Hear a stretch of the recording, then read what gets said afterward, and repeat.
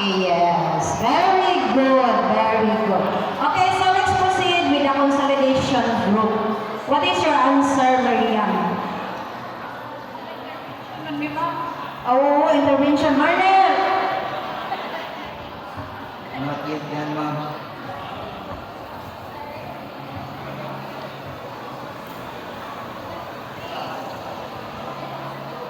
Okay, the slope is negative 3. Ay, 1 at 1. 1. The slope is 1. You are consolidation, Edwin. Your linear function is f of x plus negative 3x plus 4. So you have the same answer with Edwin. Melvin. Oh, The slope is negative 3 because the value of f is negative 3. so you will change your answer. Okay. So, is Edwin correct? Correct ang answer ni Edwin? Yes. The value of the slope, the value of m is negative 3. For the enhancement group, what is the value of m and what is the slope? Riddle. So the value of m is negative 1/2, and therefore the slope of the function is negative 1/2 also. Very good. Okay. So, do you understand now, class? Okay. Kinsa nag-libo? Ha? Basta batang Pinoy? Matatag. Did I say slow? Say matatag. Okay. So, since you are very matatag, let us now proceed with more examples on finding for the zeros of the function. So again, there is a signed linear function for every group. You have to work that again with your pair. Katong inyong pair ganina. Find the zero of the linear function using the formula that we discussed. Again, you're given 30 minutes to answer and the timer starts now.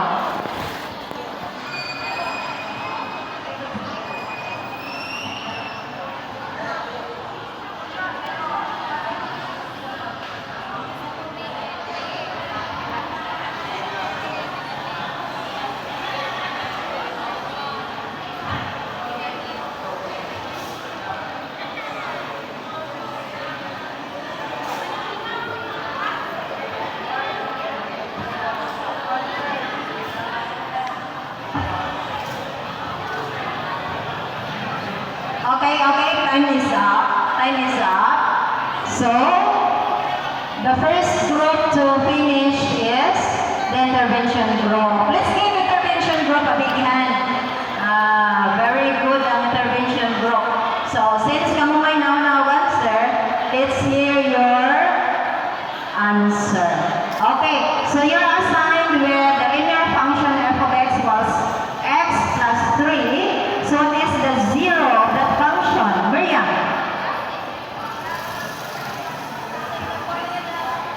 Okay, using the formula, x equals negative b over n. So substitute the value of b, which is, or the y-intercept, which is 3, divided by 1, ang hilog sa x, which is the slope. So 3 divided by 1 equal, 3 divided by 1. So the answer is negative 3. Negative 3, Darren. You have, kamu man ay partner, no? How about Maricel? You have same answer with Maria? Yes, negative 3. I like your idea, Maria. Ang giilok ni x, wow, that's good. Ang giilok ni x, that's the numerical coefficient of x. So let's give intervention group a big hand. Okay, how about the consolidation group? Ayaw ko palupig. Isa man, si Proctoy? Proctoy. Ikaw, Paul. What is the zero of linear function? Fx equals 1/2 x plus 2. So the zero is equals to negative 4. Negative 4. Why negative 4? What is your B? What is your B? What is your B? Your B is consolidation. Your B is 2. And your M is negative 1/2. 2 divided by negative 1/2 is, and then, yan pa may negative 1, nahimo ng positive. Yes. How about the enhancement group? Are you ready? Are you ready? Okay. What is your answer? The zero of the linear function is 3/4. So we find the zero linear function, ma'am, by getting the m, which is the slope, is negative 1/3, and b is negative 1/4. Then we simplify, since it is a function, we will write negative 1/4 by multiplying the reciprocal of 1/3, that is 1/4 times 3/1 equals 3/4. So that is why our x is 3/4. That's very excellent answer. So thank you, Marvel. So again, the zero of the function for that is again, okay, 4. Okay, 4. Okay, so what is our booklet tagline again? Carmelito? Batang makabansa. Bansang makabata. Bansang mga bata.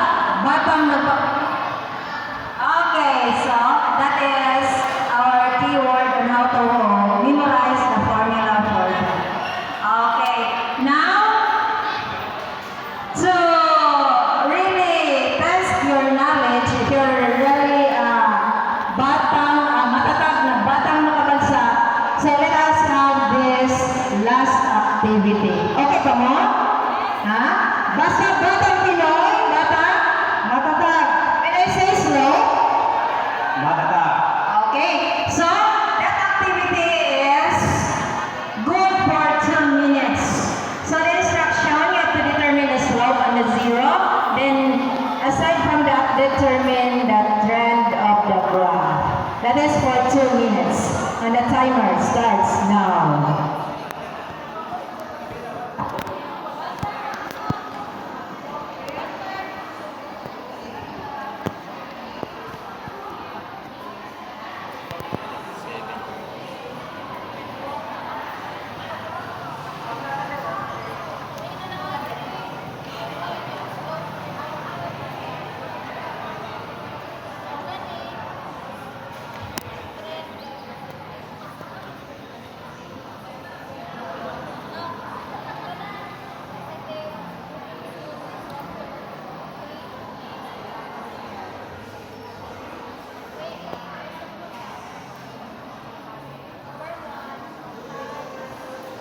Okay, last 10 seconds.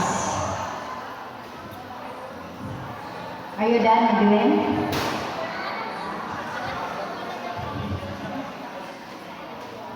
Okay, the timer, na. Time is up, time is up, time is up. So, whose group is finished? Edwin, from consolidation group? Okay, so let's hear the answer from the consolidation group. Okay, Edwin? Sa consolidation, the slope is equals to negative 3/4. Okay, that's correct. The slope. So you're solving only for the slope, Edwin. Okay, how about for the zero and the trend, Marnel? Nagawa na lang, Marnel, ang zero ang trend of the graph. Following the formula.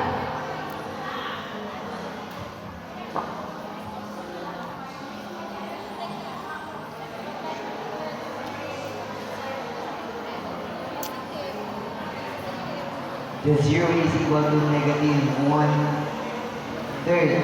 The trend is decreasing. Negative man siya, ma'am. Okay, very good. Who's next? How about the intervention? Okay, Melby. determine the slope and the zero of a linear function. So, slope or m is equals to 1/3. Then the zero of a linear function is equals to 3. And the trend, determine the trend of the graph of the function. Since vector function, it is positive or increasing. Okay, very good. Maybe that's from the intervention. Okay, the last. Let us have from the enhancement group. Who will answer? Carmelito, Fredilet, or Marvel? Idaw-daw, Miss Marvel, ha? Naman sila maningog mamoy, kay gutom na po, no? So, the slope of 3y minus 6x equals 9. So, since the slope is negative 6x, and then our y is, ilan na? 3y, and then the constant is 9. So, we get the slope of 2 by dividing each term by 3. So the slope is 2, then the zero function is negative 3 over 2 by applying the formula. Okay, very good, Maribel. Mga gudayas o mga Judis Maribel po. Okay, so you're now very good in finding for the slope, the zeros, diniliro lang po mo sa trend of the graph.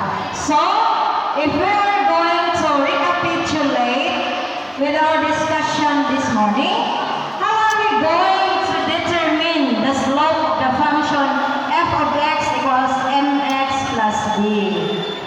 Maricel, how are we going to determine the slope of f of x equals mx plus b? I think, ma'am, by logging the numerical value of x.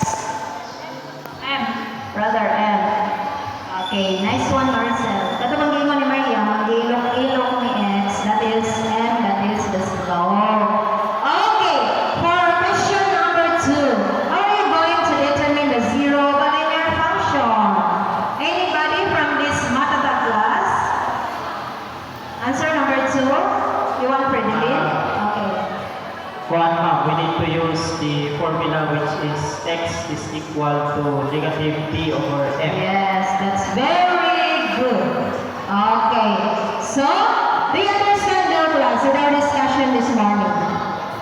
Okay, very good. Are there questions? Are there clarifications? None. So if there is none, so let us have this evaluation. And since yung lapas natin sa 30 minutes, our NMP is only 30 minutes. So I will give that as an assignment na lang. Ha? That will be your assignment, and I will collect that tomorrow. Okay? Yes, ma'am. Basta Batang Pinoy, what is our defense tagline? Bansang mga bata, batang mga bansa. Okay, very good.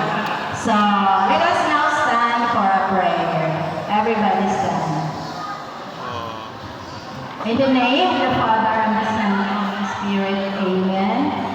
Praise be the name of our Lord Jesus Christ. In the name of the Father,